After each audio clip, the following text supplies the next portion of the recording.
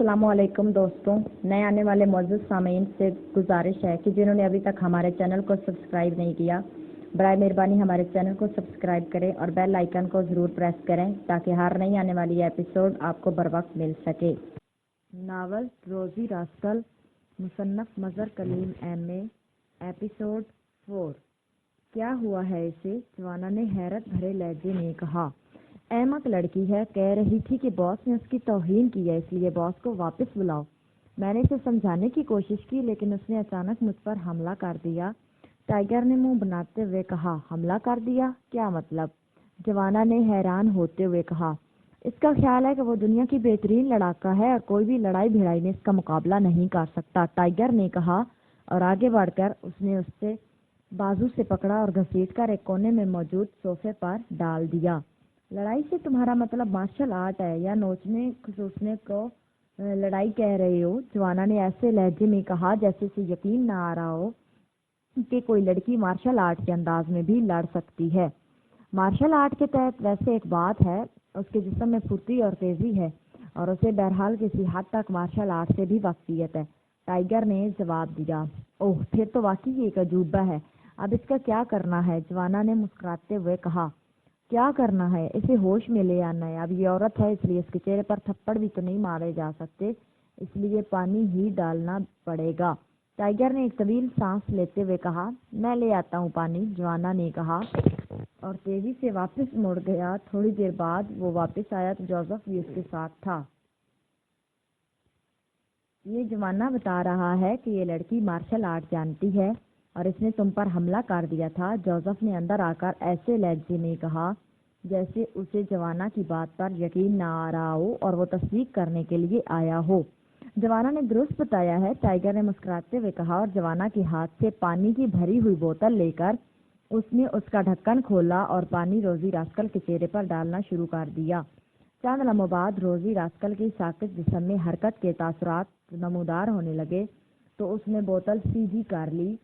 تھوڑی دیر بعد روزی راسکل نے کراہتے ہوئے آنکھیں کھول دی تو ٹائیگر نے پانی کی بوتل اس کے منہ سے لگا دی اور روزی راسکل نے گھٹا گھٹ پانی پینا شروع کر دیا۔ جب کچھ پانی اس کے حلق سے نیچے اتر گیا تو ٹائیگر نے بوتل ہٹا لی اور اسے جوانا کی طرف بڑھا دیا گیا۔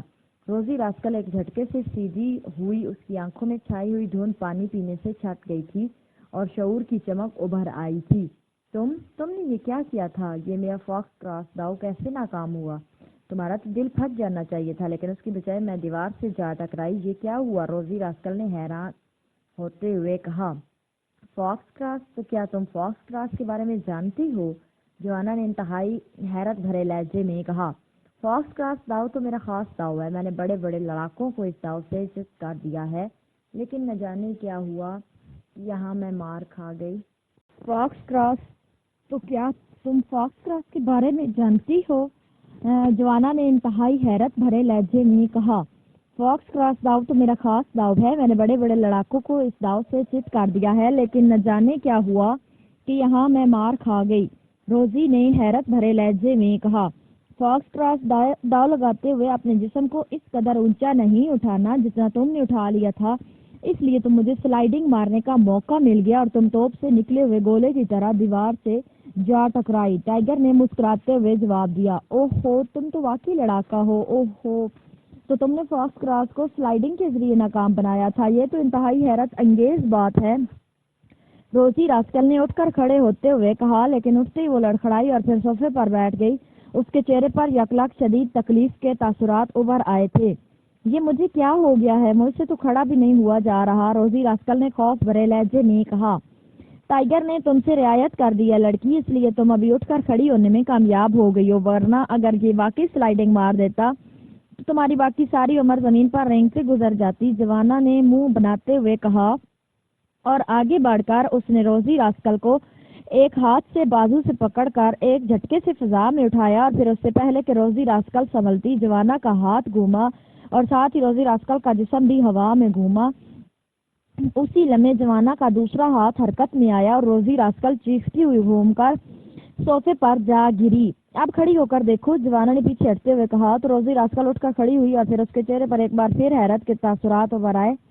یہ کیا ہوا؟ یہ تم سب کیسے لوگ ہو؟ روزی راسکل نے انتہائی حیرت بھرے لہجے میں کہا تو ٹائیگر کے ساتھ ساتھ جوانا بھی ہنس پڑا، جبکہ جوزف منہ بنا کر واپس مڑ گیا۔ آؤ اب میں تمہیں چھوڑ آؤں، اور یہ تمہاری خوش قسمتی ہے کہ تمہارے ساتھ دوستانہ سلوک ہوا ہے، ورنہ یہاں آنے کے بعد لوگ تو اپنے پاؤں پر چل کر نہیں جا سکتے۔ ٹائیگر نے کہا اور دروازے کی طرف مڑ گیا۔ آئندہ ٹائیگر پر حملہ کرنے کا سوچنا بھی نہیں، یہ ماسٹر کا شاگرد ہے، اور ماسٹر کا شاگرد ہونا مارشل آرٹ میں بہت بڑا اعزاز ہے۔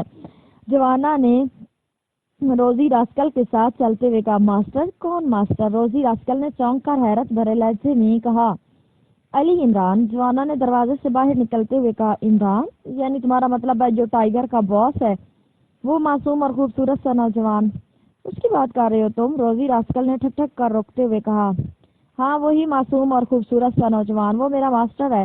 تمہیں شاید یقین نہ آئے، لیکن میں تمہیں صحیح بتا رہا ہوں کہ اکیڈمیا میں میرا نام بڑے بڑے لڑاکوں کے لیے دہشت کا نشان تھا۔ بڑے سے بڑا لڑاکا جب ماسٹر کلرز کا نام سنتا تھا تو کہیں روز تک خوف سے ہی کانپتا رہتا تھا، لیکن پھر میرا ٹکراؤ ماسٹر سے ہو گیا اور میں نے تمہاری طرح اپنے زوم میں ماسٹر کو چیلنج کرنے کی حماقت کر ڈالی، جس کا نتیجہ یہ ہے کہ آج وہ میرا ماسٹر اور مجھے اس پر بھی فخر ہے۔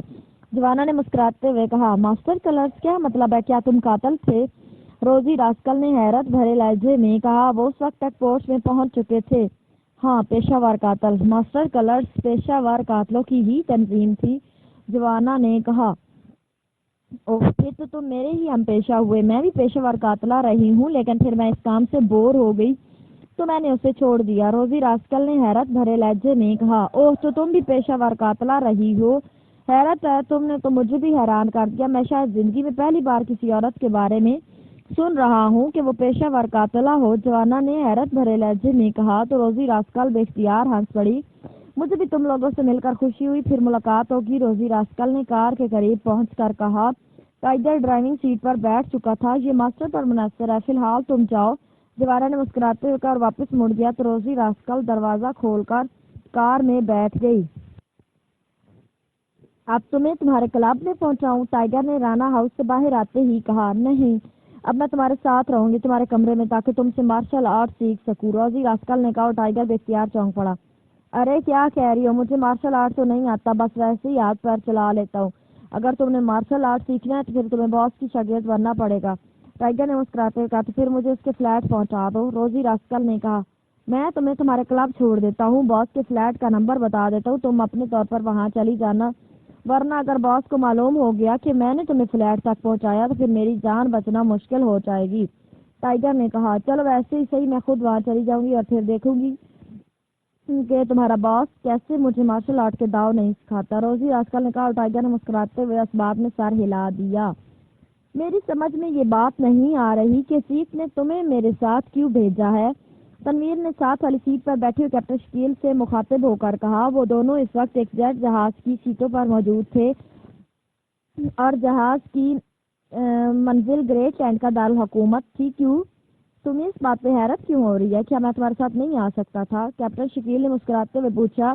مجھے حیرت اس بات پر ہو رہی ہے کہ تمہاری اور میری طبیعت اور کام کرنے کے انداز میں مکمل تضاد ہے، تم فلاسفروں کی طرح سوچتے زیادہ اور عملی کام کم کرتے ہو، جبکہ مجھے فضول قسم کی دماغ سوزی سے چڑ ہے، میں ڈائریکٹ ایکشن کا قائل ہوں، تنویر نے جواب دیا تو کیپٹن شکیل بے اختیار ہنس پڑا۔ تمہارا مطلب ہے کہ تم بغیر سوچے سمجھے ایکشن کے قائل ہو، کیپٹن شکیل نے مسکراتے ہوئے کہا۔ سوچے سمجھے بغیر ایکشن ہے حماقت ہے، میں تو فضول سوچ وچار کی بات کر رہا تھا، تنویر نے جواب دیتے ہوئے کہا۔ تو پھر میں بھی تمہارا ساتھی ہوں، میں تو زیادہ اس وقت سوچتا ہوں جب کوئی اور ایکشن میں ہو، کیپٹن شکیل نے جواب دیا۔ پھر ٹھیک ہے، تنویر نے مطمئن ہوتے ہوئے کہا اور کیپٹن شکیل نے مسکراتے ہوئے ہاتھ میں پکڑا ہوا رسالہ کھول لیا اور پھر گریٹ لینڈ پہنچنے تک ان کے درمیان کوئی بات نہ ہوئی۔ چیف نے ان کے لیے رائل ہوٹل میں کمرے بک کرا دیے تھے، اس لیے ایئرپورٹ سے وہ ٹیکسی میں بیٹھ کر سیدھے رائل ہوٹل پہنچ گئے۔ اب کیا پروگرام ہے؟ کیپٹن شکیل نے اپنے کمرے میں جانے کی بجائے تنویر کے پیچھے اس کے کمرے میں داخل ہوتے ہوئے کہا۔ پروگرام کیا ہونا ہے؟ رات کو الپائن کلب چلیں گے اور وہاں کسی آدمی کو پکڑ کر اس سے آؤن گروپ کے بارے میں معلوم کریں گے، پھر اس کا کوئی آدمی جیسے ہی ہاتھ آیا اس سے اس کے چیئرمین کا پتہ معلوم ہو جائے گا اور اس کے بعد چیئرمین جانے اور میں، مشن ختم، تنویر نے بڑے سادہ سے لہجے میں کہا۔ اوکے، پھر میں کچھ دیر آرام کر لوں، کیپٹن شکیل نے کہا تو تنویر نے اس بات میں سر ہلا دیا اور کیپٹن شکیل اس کے کمرے سے نکل کر اس سے ملحقہ کمرے کی طرف بڑھ گیا جو اس کے نام بک تھا۔ کمرے میں پہنچ کر اس نے دروازہ بند کیا اور ہاتھ میں پکڑے ہوئے بریف کیس کو اس نے میز پر رکھا اور اسے کھول کر اس کے ایک خفیہ خانے سے ایک چھوٹا سا جدید ساخت کا ٹرانسمیٹر نکال لیا اور کرسی پر بیٹھ کر اس نے اس پر X2 کی فریکوینسی ایڈجسٹ کی اور بٹن دبا دیا۔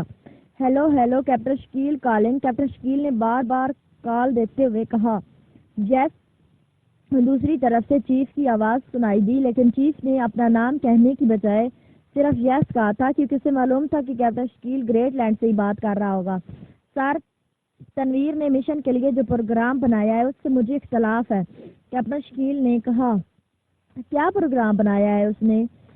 X2 نے پوچھا تو کیپٹن شکیل نے تفصیل بتا دی۔ تمہیں اس سے کیا اختلاف ہے؟ X2 نے پوچھا۔ سارے اس طرح ہم پہلے ہی قدم پر ایکسپوز ہو جائیں گے اور اس کے بعد گریٹ لینڈ کی سرکاری تنظیموں کے ساتھ ساتھ ہاؤنڈ گروپ بھی ہمارے خلاف حرکت میں آ جائے گا، جبکہ آپ کا حکم تھا کہ یہ سب کچھ ہم ظاہر کیے بغیر کریں، کیپٹن شکیل نے کہا۔ تمہارے ذہن میں کیا پلاننگ ہے؟ X2 نے پوچھا۔ سر، میرا خیال ہے کہ ہم چیف سیکرٹری کی پرسنل سیکرٹری کی رہائش کا معلوم کر کے وہاں جائیں اور اس سے ہاؤنڈ گروپ کے چیئرمین کے بارے میں تفصیلات حاصل کر کے اس پر براہ راست ہاتھ ڈال دیں اور پھر معلومات حاصل کرتے ہی واپس آ جائیں، کیپٹن شکیل نے جواب دیتے ہوئے کہا۔ لیکن اگر پرسنل سیکرٹری کو چیئرمین کے بارے میں تفصیلات معلوم نہ ہوئی تو پھر؟ X2 نے کہا۔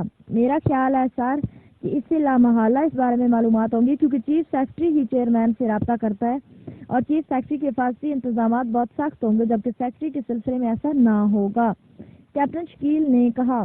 ٹھیک ہے، میں تنویر کو کال کر کے اسے یہ پروگرام بتا دیتا ہوں، وہ ویسے ہی کرے گا جیسے تم کہہ رہے ہو، اوور اینڈ آل، X2 نے کہا اور اس کے ساتھ ہی رابطہ ختم ہو گیا تو کیپٹن شکیل نے ٹرانسمیٹر آف کیا اور پھر اسے واپس بریف کیس کے خفیہ جیب میں رکھ کر اس نے بریف کیس کو الماری میں رکھا اور خود آ کر وہ کرسی پر بیٹھا اور اس کے ساتھ ہی اس نے کمرے میں موجود ڈائریکٹ فون کا ریسیور اٹھایا اور انکوائری کے نمبر ڈائل کر دیے۔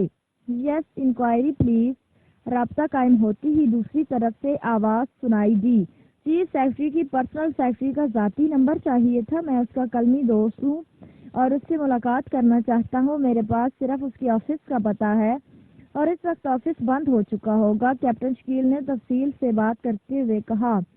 ہولڈ ڈاؤن کریں، دوسری طرف سے کہا گیا۔ ہیلو سر، کیا آپ لائن پر ہیں؟ چند لمحوں بعد انکوائری آپریٹر نے کہا۔ یس، کیپٹن شکیل نے کہا۔ نمبر نوٹ کیجیے، دوسری طرف سے کہا گیا اور اس کے ساتھ ہی ایک نمبر بتا دیا گیا۔ نمبر کے ساتھ ساتھ ان کا پتہ بھی بتا دیں تو میں زحمت سے بچ جاؤں گا، کیپٹن شکیل نے کہا۔ ہائی آفیسرز کالونی، کوٹھی نمبر 112 بی بلاک، دوسری طرف سے کہا گیا اور اس کے ساتھ ہی رابطہ ختم ہو گیا تو کیپٹن شکیل نے مسکراتے ہوئے ریسیور رکھا ہی تھا کہ کمرے کا دروازہ کھلا اور تنویر اندر داخل ہوا۔ ابھی چیف کی کال آئی ہے، تنویر نے اندر داخل ہوتے ہوئے کہا۔ اوہ خیریت، کیا کوئی خاص بات ہوئی ہے؟ کیپٹن شکیل نے جان بوجھ کر چونکتے ہوئے کہا۔ حالانکہ اس سے معلوم تھا کہ چیف نے کیا بات کی ہوگی لیکن وہ چونکہ تنویر کی طبیعت سے واقف تھا اس لیے اس نے حیرت کا اظہار کرنا ضروری سمجھا۔ چیف نے مجھے مشن کا پروگرام پوچھا تو میں نے وہی پروگرام بتا دیا جو میں نے تمہیں بتایا تھا، لیکن چیف نے کہا کہ اس طرح ہم ایکسپوز بھی ہو سکتے ہیں۔ چیف نے ایک شارٹ کٹ پروگرام بتایا ہے اور کہا ہے کہ پہلے ہم اس پروگرام پر عمل کریں اور اگر یہ پروگرام ناکام رہا تو پھر پہلے والے پروگرام پر کام کریں، تنویر نے کرسی پر بیٹھتے ہوئے کہا۔ کیا بتایا ہے چیف نے؟ کیپٹن شکیل نے کہا۔ تو تنویر نے وہی پروگرام بتا دیا جو پہلے کیپٹن شکیل چیف سے ڈسکس کر چکا تھا۔ یہ بھی ٹھیک ہے، اگر اس طرح کام ہو جاتا ہے تو واقعی ہم ایکسپوز ہونے سے بچ جائیں گے، کیپٹن شکیل نے کہا۔ میری سمجھ میں یہ بات نہیں آ رہی کہ چیف ہمیں ایکسپوز ہونے سے کیوں منع کر رہا ہے؟ ایکسپوز ہونے سے ہم پر کون سی قیامت ٹوٹ پڑے گی؟ تنویر نے منہ بناتے ہوئے کہا۔ تمہیں مشن کے بارے میں اصل بات کا خیال نہیں رہا؟ مشن یہاں نہیں ہے، اصل مشن پاکستان میں ہے، یہاں سے ہم نے صرف معلومات حاصل کرنی ہے اور اگر ہم ایکسپوز ہو گئے تو اس کی اطلاع پاکستان میں پہنچ جائے گی اور نتیجہ یہ کہ وہاں اس سلسلے میں جو لوگ کام کر رہے ہیں وہ انڈر گراؤنڈ ہو جائیں گے، کیپٹن شکیل نے کہا۔ وہاں اب کیا مشن رہ گیا ہے؟ چیف نے تو بتایا کہ ٹیری ہاؤنڈ ہلاک ہو چکا ہے اور صدر مملکت کے ملٹری سیکرٹری نے خودکشی کر لی ہے، اس طرح وہاں اب کون رہ گیا؟ اب تو صرف یہ معلوم کرنا ہے کہ وہ لوگ کیسے ہلاک کرانا چاہتے تھے، یہ ہم یہاں سے معلوم کر لیں گے، تنویر نے کہا۔ यही तो अहम नुक्ता है कि सदर साहब के मिलिट्री सेक्रेटरी ने इस काम के लिए सदर साहब को इस्तेमाल किया है। उनकी आवाज़ में चीफ सेक्रेटरी से खुद बात की, उनकी तर्ज तहरीर और दस्तखतों की नकल करके सदर की तरफ से खत लिखा और टेरी हाउंड ने भी वहां पहुंचकर उस मिलिट्री सेक्रेटरी से ही मुलाकात करनी थी, क्योंकि जिस लड़की के हाथों टेरी हाउंड हलाक हुआ है उस लड़की ने बताया है कि टेरी हाउंड ने उसे बताया था कि उसकी आज रात को प्रेसिडेंट हाउस के एक आला अहदेदार से मुलाकात तय है। इस तरह सारी साजिश का मेन किरदार बज़ाहिर वही मिलिट्री सेक्रेटरी ही लगता है, लेकिन जाहिर है मिलिट्री सेक्रेटरी किसी ऐसे आदमी को हलाक करने के लिए जिसकी हैसियत ऐसी हो कि हाउंड ग्रुप उस पर काम करे, उसे जाती तौर पर कोई फायदा ना उठा सकता था। इसलिए लामहल्ला उसकी पुष्ट पर कोई और लोग हैं, और ये ऐसे लोग हैं कि जिन्हें ट्रैश होने से बचाने के लिए मिलिट्री सेक्रेटरी ने खुदकुशी करके अपनी जान देनी ज्यादा बेहतर समझा। कैप्टन शकील ने कहा, फिर हाउंड ग्रुप के चेयरमैन को कैसे मालूम होगा कि कौन लोग वहाँ काम कर रहे हैं? तनवीर ने मुंह बनाते हुए कहा, उसे अगर मालूम होता तो फिर टेरी हाउंड मिलिट्री सेक्रेटरी से मिलने की बजाय बराह रास्त उन लोगों से राब्ता करता, लेकिन उस चीज को यकीनन ये मालूम होगा कि टारगेट कौन है, और यही बात हम मालूम करना चाहते हैं ताकि इस टारगेट की पोजीशन के मुताबिक अफराद को पाकिस्तान में तलाश किया जा सके। कैप्टन शकील ने कहा तो तनवीर ने बेख्तियार एक तवील सांस लिया। ठीक है, अब बात मेरी समझ में आ गई है कि चीज क्यों हमें एक्सपोज होने से बचाना चाहता है। ओके, फिर आप क्या करें? पहले आप इस चीफ सेक्रेटरी की पर्सनल सेक्रेटरी को तलाश करें, तनवीर ने कहा। तो कैप्टन शकील बेख्तियार हंस पड़ा। उसकी फिक्र मत करो, ये काम मैंने पहले ही कर लिया है, क्योंकि मेरा ख्याल था कि शाम तक फारिग बैठने की बजाय क्यों न इमरान का अंदाज इख्तियार किया जाए और फोन पर ही मिशन मुकम्मल कर लिया जाए। कैप्टन शकील ने मुस्कुराते हुए कहा। तनवीर बेख्तियार चौंक पड़ा। फोन पर कैसे मिशन मुकम्मल हो सकता है? क्या मतलब है? तनवीर ने कहा, मैंने एक अमकानी बात की है, बाज़ औक़ात ऐसा भी हो जाता है। बहरहाल मैंने पर्सनल सेक्रेटरी का ज़ाती फ़ोन और उसकी रिहाइशगाह का पता चला लिया है, कैप्टन शकील ने जवाब देते हुए कहा। अच्छा, वो कैसे? तनवीर ने पूछा। तो कैप्टन शकील ने उससे इंक्वायरी को फ़ोन करके उससे पूछ करके तफसील बता दी। तो फिर चलो उठो, बैठे क्यों हो? तनवीर ने उठते हुए कहा, पहले मालूम तो कर लें कि वो घर पर भी है या नहीं, और असल मसला ये है कि हमें उसका नाम तक मालूम नहीं। कैप्टन शकील ने मुस्कुराते हुए कहा, और उसके साथ ही उसने रिसीवर उठाया और नंबर डायल करने शुरू कर दिया। नंबर डायल करके उसने फोन पीस में मौजूद लाउड का बटन भी प्रेस कर दिया। यस, एक निस्वानी आवाज सुनाई दी। Miss Margaret personal secretary to chief secretary की रिहाइशगाह है ये, कैप्टन शकील ने कहा। मिस मार्गरेट वो कौन है? चीफ सेक्रेटरी की पर्सनल सेक्रेटरी तो मैं हूँ और मेरा नाम मोरियन है। आप कौन साहब हैं? दूसरी तरफ से हैरत भरे लहजे में कहा गया। ओह वेरी सॉरी, शायद मुझे गलत फहमी हो गई। मेरा नाम गिलार्ड है और मेरा ताल्लुक एक्रीमिया के स्टेट डिपार्टमेंट से है। मैंने चीफ सेक्रेटरी साहब से सरकारी तौर पर इंतहाई अहम मुलाकात करनी है, लेकिन मैं चाहता हूँ कि उनसे मुलाकात से पहले आपसे मुलाकात कर रहा हूँ। आपको भी माली फ़ायदा पहुँच जाएगा और मुझे भी चीफ सेक्रेटरी साहब से बातचीत करने के लिए पॉइंट्स मिल जाएंगे। कैप्टन शकील ने कहा, किस सिलसिले में ये मुलाकात होनी है? चीफ सेक्रेटरी साहब ने के शेड्यूल में तो ऐसी कोई मुलाकात मौजूद ही नहीं। ओरियन ने हैरान होते हुए कहा, इसलिए तो दास्ता शेड्यूल में इसे नहीं रखा गया ताकि पहले आपसे मुलाकात हो जाए। ग्रेट लैंड और एक्रीमिया के दरमियान होने वाले काम सरकारी मुआहदे के सिलसिले में ये मुलाकात होनी है। आपको $10,000 नकद मिल सकते हैं। कैप्टन शकील ने कहा, आप मुझसे क्या मालूम करना चाहते हैं? मोरिन ने कदर सख्त लहजे में कहा, सिर्फ चीफ सेक्रेटरी के मिजाज, उनके मूड और उनके रख रखाव के बारे में बातें करना चाहता हूँ, क्योंकि मैं चाहता हूँ कि चीफ सेक्रेटरी साहब के मूड और मिजाज के मुताबिक ही उनसे बातचीत हो सके। कैप्टन शकील ने जवाब दिया, सरकारी मामलात में मूड और मिजाज तो कोई नहीं देखा करता। आप खुलकर बात करें, आप बड़ी मुबहम सी बातें कर रहे हैं। मोरिन ने कहा, खुलकर भी बात हो जाएगी, आप मुलाकात का वक्त तो दें। कैप्टन शकील ने जवाब दिया। आप कहाँ से बात कर रहे हैं? मोरिन ने पूछा। रॉयल होटल से, कैप्टन शकील ने कहा। रॉयल होटल के किस कमरे से? मोरिन ने पूछा। अभी मैंने कमरा नहीं लिया, मैं तो यहाँ लंच करने आया हूँ। अगर आप कहें तो कमरा भी ले लेता हूँ। वैसे मुझे खाना तो रॉयल होटल का पसंद है, जबकि रिहाइश के लिए मुझे ज़ाती तौर पर ग्रैंड होटल पसंद है। कैप्टन शकील ने जवाब देते हुए कहा, तो आप ऐसा करें कि यहाँ मेरी रिहाइशगाह पर ही आ जाएं, हाई ऑफिसर्स कॉलोनी में। मोरिन ने कहा, मिस मोरिन, हो सकता है आपकी रिहाइशगाह पर मुलाकात کو اچھی نظروں سے نہ دیکھا جائے، اس لیے بہتر یہ کہ آپ اپنی رہائش گاہ کی بجائے کسی اور مناسب جگہ کا وقت دے دیں، اس طرح معاملات زیادہ آسانی سے طے ہو جائیں گے۔ میری طرف سے جگہ کی کوئی پابندی نہیں، آپ جہاں چاہیں ملاقات ہو سکتی ہے، کیپٹن شکیل نے کہا۔ اوکے، پھر ایسا کریں کہ 1 گھنٹے بعد نیشنل گارڈن میں واقع جارج کلب میں پہنچ جائیں۔ میں رات کو وہیں بیٹھتی ہوں، آپ جس سے بھی کہیں گے وہ آپ کو مجھ تک پہنچا دیں گے، مورین نے کہا۔ Okay, thank you, captain Shakeel نے کہا اور اس کے ساتھ ہی اس نے ریسیور رکھ دیا۔ ضرورت سے زیادہ ہی ہوشیار بن رہی ہے، تنویر نے منہ بناتے ہوئے کہا۔ اصل میں ہمارے پاس کوئی واضح لائن آف ایکشن نہ تھی، اس لیے ہماری باتیں مبہم سی تھی۔ بہرحال اب ہمیں میک اپ کر لینا چاہیے، کیپٹن شکیل نے کہا، لیکن تم نے تو اس سے اکیلے ملنے کی بات کی، اگر میں ساتھ گیا تو وہ مشکوک ہو جائے گی۔ اس سے تو بہتر تھا کہ ہم اس کی رہائش گاہ پر پہنچ جاتے اور وہاں سے اس سے پوچھ گچھ ہو جاتی، تنویر نے کہا۔ ہائی آفیسر کالونی میں خصوصی سیکیورٹی کے انتظامات ہوتے ہیں، وہاں کالونی کے گیٹ پر باقاعدہ نام پتے لکھے جاتے ہیں، کاغذات دیکھے جاتے ہیں، پوچھ گچھ کی جاتی ہے، اور اگر مورین سے کچھ معلوم نہ ہو سکا مسئلہ ضرور الجھ جاتا، کیپٹن شکیل نے کہا۔ لیکن اگر اسے جبرن پوچھنا پڑا تو پھر، تنویر نے کہا، اس کی نوبت نہیں آئے گی، وہ ہم سے ملاقات کے لیے $10,000 پر تیار ہو گئی، اور اگر وہ $10,000 کے لیے اجنبی افراد سے ملاقات پر تیار ہو سکتی ہے تو زیادہ رقم دے کر اس سے مزید معلومات بھی حاصل کی جا سکتی ہے، کیپٹن شکیل نے کہا۔ ٹھیک ہے، ابھی وہاں پہنچے تو صحیح، پھر جیسا ہوگا دیکھا جائے گا۔ تم میک اپ کر کے میرے کمرے میں آ جانا تاکہ وہاں سے اکٹھے روانہ ہو سکے، تنویر نے کرسی سے اٹھتے ہوئے کہا، اور کیپٹن شکیل نے اس بات میں سر ہلا دیا۔ پھر تقریباً نصف گھنٹے بعد وہ دونوں ایکریمی میک اپ میں ٹیکسی میں بیٹھے نیشنل گارڈن کی طرف بڑھے چلے جا رہے تھے۔ نیشنل گارڈن کے مین گیٹ پر انہوں نے ٹیکسی چھوڑ دی کہ بہت وسیع اور عریض پارک تھا، وہاں لوگوں کا خاصا رش بھی تھا۔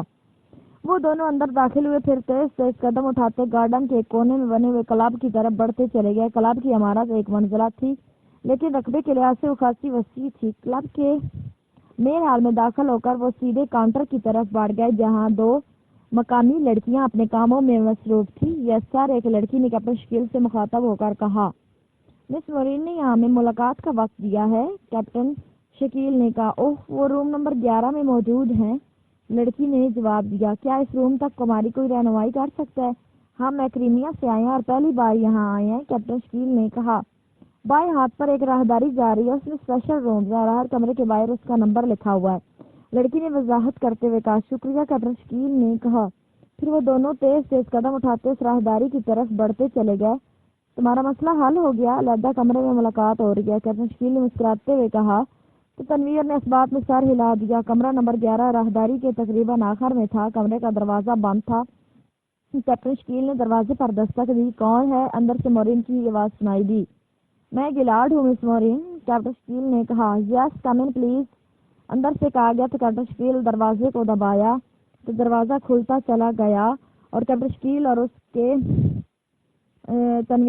دوست تنویر اندر داخل ہوا۔ کمرے میں 4 کرسیاں اور ایک میز موجود تھی، ایک کرسی پر ایک ادھیڑ عمر عورت بیٹھی تھی۔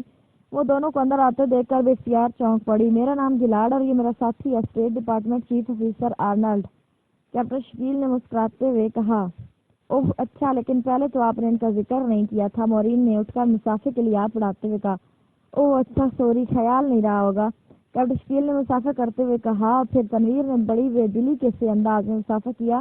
کیونکہ وہ دونوں اس وقت ایکریمین میک اپ میں تھے، اس لیے انہیں مجبوراً مسافہ کرنا پڑا تھا۔ تشریف رکھے، آپ کیا پینا پسند کریں گے؟ مورین نے کہا، اپنی کرسی پر بیٹھتی۔ اس وقت ہمارے پینے پلانے کا موڈ نہیں، آپ کا بے حد شکریہ، کیپٹن شکیل نے کہا، اور ساتھ میں اس نے جیب میں ہاتھ ڈالا اور $10,000 کے نوٹ نکال کر اس کے سامنے میز پر رکھ دیے۔ مس مورین، ہم آپ کا زیادہ وقت نہیں لینا چاہتے اور آپ صاف بات کریں کہ اگر آپ $10,000 حاصل کرنا چاہتی ہیں تو صرف یہ بتا دیں کہ ہاؤنڈ گروپ کا چیئرمین کون ہے اور کہاں رہتا ہے، کیپٹن شکیل نے انتہائی سنجیدہ لہجے میں کہا۔ تو مورین بے اختیار اچھل پڑی۔ کیا مطلب؟ مجھے کسی گروپ کے بارے میں کیا علم ہو سکتا ہے؟ آپ کیسی باتیں کر رہے ہیں؟ مورین نے کہا، یہ رقم زیادہ بھی ہو سکتی ہے، بشرطے کہ آپ درست معلومات دے سکیں، اور یہ بھی گارنٹی دیتے ہیں کہ آپ کا نام سامنے نہیں آئے گا، کیپٹن شکیل نے کہا۔ آپ کو اس سے کیا کام ہے؟ مورین نے چند لمحے خاموش رہنے کے بعد